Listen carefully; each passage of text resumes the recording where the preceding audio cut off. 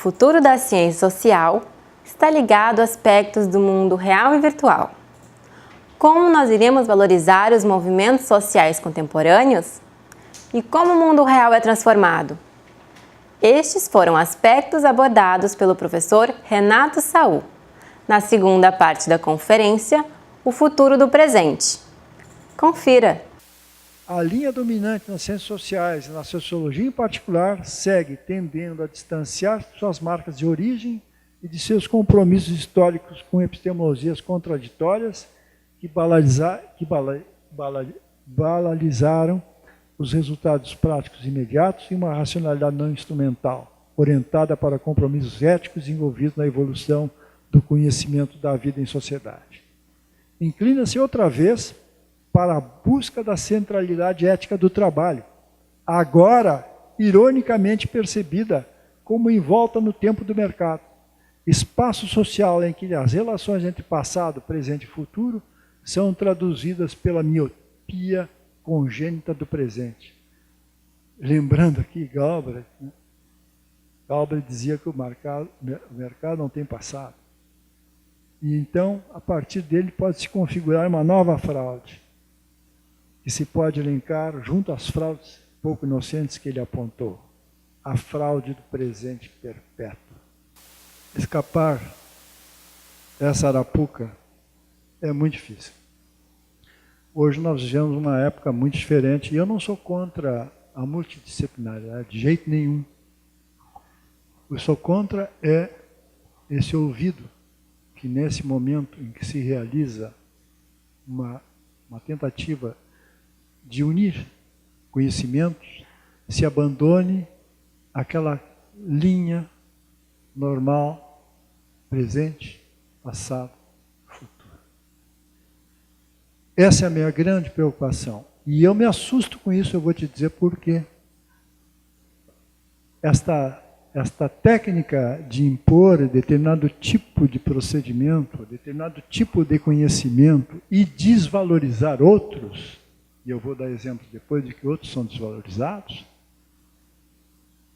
ocorre, por exemplo, dentro do Estado americano. Lá existe uma coisa que qualquer um de vocês pode consultar na internet, The Minerva Research Initiative, que nada mais, nada menos que um órgão destinado a aglutinar cientistas sociais para traçar esse tipo de caminho, para marcar esta rota, rumo, ninguém sabe para onde. Agora, eu gostaria de dizer uma coisa. Eu, anos atrás, escrevi um artigo sobre o assunto e enviei para Cuba.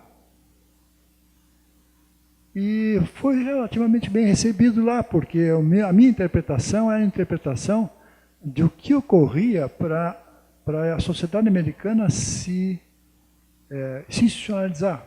Qual era o sentido do conceito lá? Porque em Cuba se usa o conceito, e até discutir com alguns via internet, lá se usa o conceito de capital humano.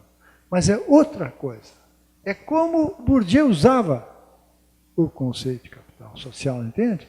Não são os conceitos em si, são a forma como se usa esses conceitos, as deformações que a gente produz nesses conceitos, é que terminam nos levando para um buraco sem saída. Ou seja, para a falta de perspectiva. Isso é que é lamentável. Eu tenho colegas aqui presentes, que eu sei que pensam um caminho completamente diferente desse. Estão do meu lado. E eu vou atrás deles. Entende? Mas, infelizmente, não é esta a matriz institucional. Infelizmente, não é. Compreende? Eu já recebi críticas violentíssimas por causa das minhas ideias sobre capital social e capital humano. Não consigo justificar nesse sentido que eu estou dando aqui. Pode haver outras interpretações, eu admito. Citei até exemplos, entende? Mas evidentemente que uma coisa que está encoberta aí, que eu não falei, é que essa ideia do capital humano ser a base do capital social ela envolve uma questão da propriedade que é decisiva. Certo? Por quê? O que aconteceu com a propriedade? A propriedade se diluiu. Aquela propriedade que nós compartilhamos como estudiosos de sociologia, ela se dilui. O terreno dos comuns passa a ser cercado, como faziam na Inglaterra no século XVI em diante, até o século XVIII pelo menos, de evitar que os comuns tivessem acesso à terra, porque as terras eram cercadas. E esse cercamento é que o conceito de capital humano e capital social, tal como está circulando nesses meios, está produzindo vamos dizer assim, a descaracterização do conhecimento humano como pertencente às pessoas. Não pertence mais às pessoas. Entende? Não é tu, não sou eu. Não é ela, não é ninguém. É alguém por cima. Entende? Esse é o grande problema que eu vejo. Expectativa. Bastante pessimista. Vê a tendência da sociologia hoje. Qual é a tendência predominante da sociologia? Ficar na sociologia, que é a minha área. Eu vejo uma pulverização. Uma pulverização? Não, a pulverização é boa, tudo bem. Mas qual é a base? Onde ela está assentada?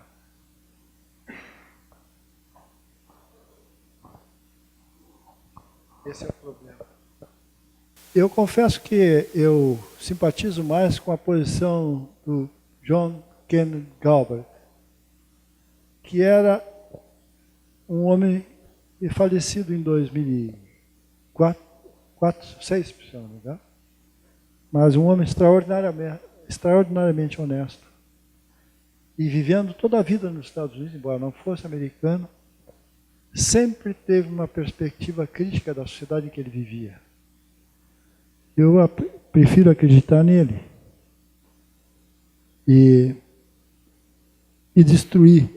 O nosso objetivo da sociologia seria começar a decompor essas pequenas fraudes inocentes e identificando a responsabilidade de quem é. Eu acho que no Brasil, a sociologia no Brasil, pelo que eu tenho acompanhado, talvez possam alguém discordar de mim, tem uma posição bastante crítica a essas situações, tal como eu configurei aqui a tendência da sociologia americana. Ela não segue muito, mas há muito disso aqui. Infelizmente, no plano institucional, talvez não universitário, há muito dessa tendência. Há muito dessa pretensão de conquistar um comportamento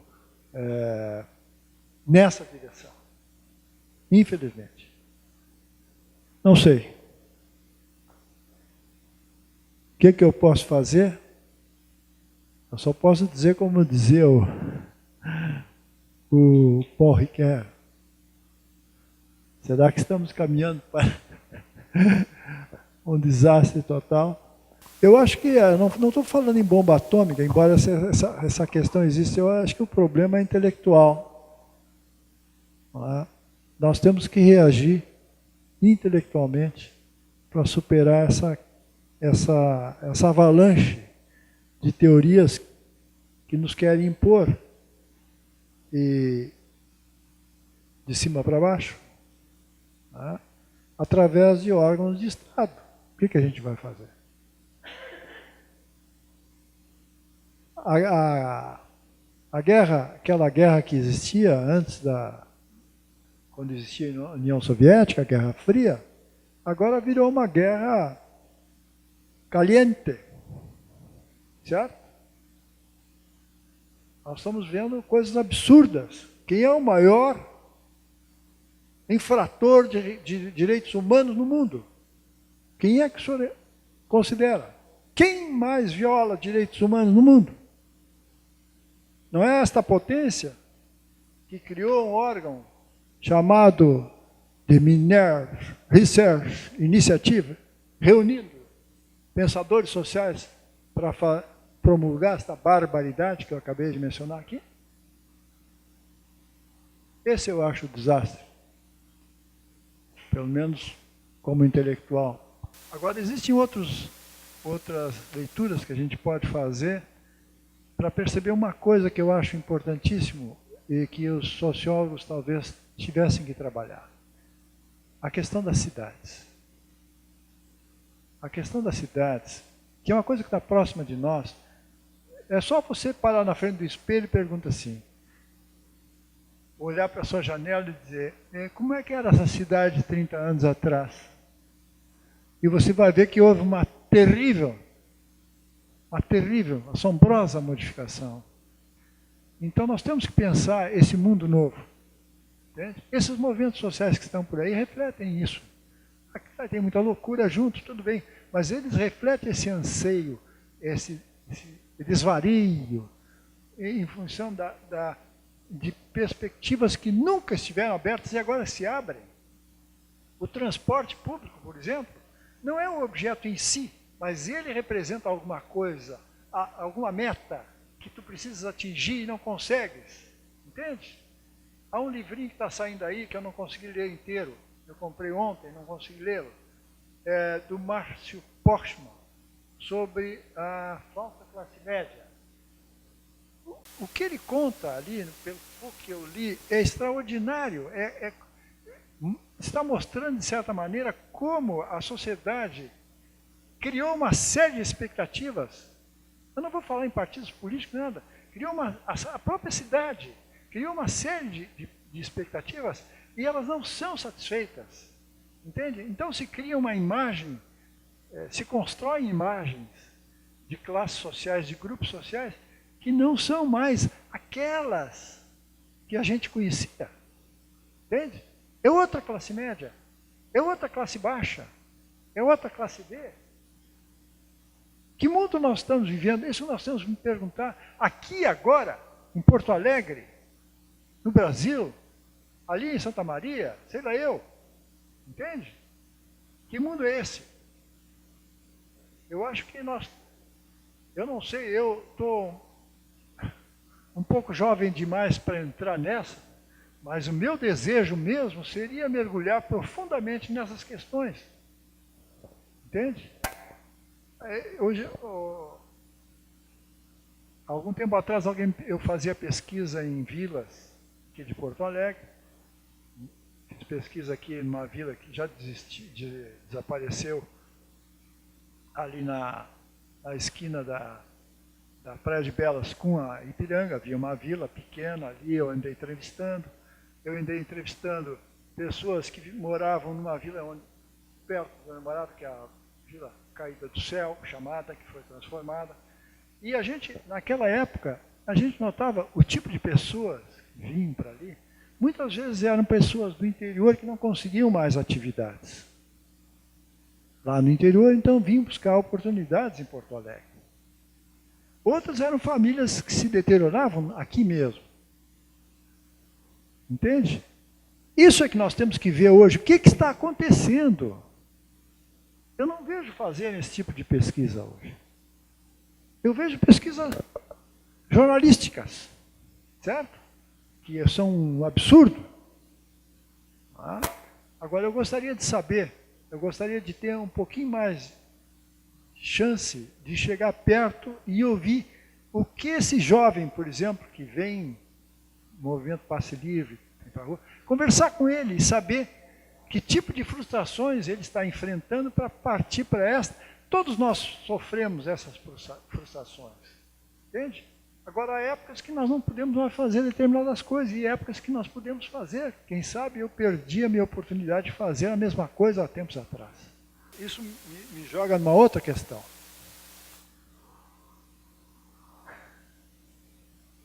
O virtual, são duas questões, o virtual, o real, e a questão da crença, a ciência e a crença. Eu acho que nós não podemos mais abrir mão do virtual, né? Ele faz parte da nossa vida. Cada um tem a sua noção de virtual. O virtual não é a mesma coisa para cada um de nós aqui. Eu acho que o virtual isso que se chama de virtual, que pode ser a comunicação, né? Pode ser a distância, que está ocorrendo hoje, possa ser um elemento de visualização de um outro mundo. Que ali surja alguma coisa melhor. Mas para isso, entro na outra questão. A ciência que se fizer em relação a isso tem que ser fundada numa crença. Uma crença. Eu não estou falando de uma crença mística, eu estou falando de uma crença de verdade. Certo? Não sei se eu não resolvi problema filosófico de ninguém, nem pretendo, mas para mim a questão do futuro da ciência social no Brasil está ligada a essas questões. A como nós vamos valorizar os movimentos sociais contemporâneos, o mundo virtual que nos assola, né? E como ele transforma o nosso mundo real, e a burocracia. Como superar os entraves burocráticos e, de certa maneira, dificultam o desenvolvimento de inteligências que não são capazes de ser medidas por determinados parâmetros. Será que nós todos somos capazes de ser medidos pela mesma régua? Duvido. Duvido. Mas isso, infelizmente, é uma régua só. E ela é que mede e julga. Bota para dentro ou bota para fora. Você assistiu à segunda parte da conferência O Futuro do Presente, com o professor Renato Saul. Obrigada pela companhia e até o próximo programa Conferências URGS.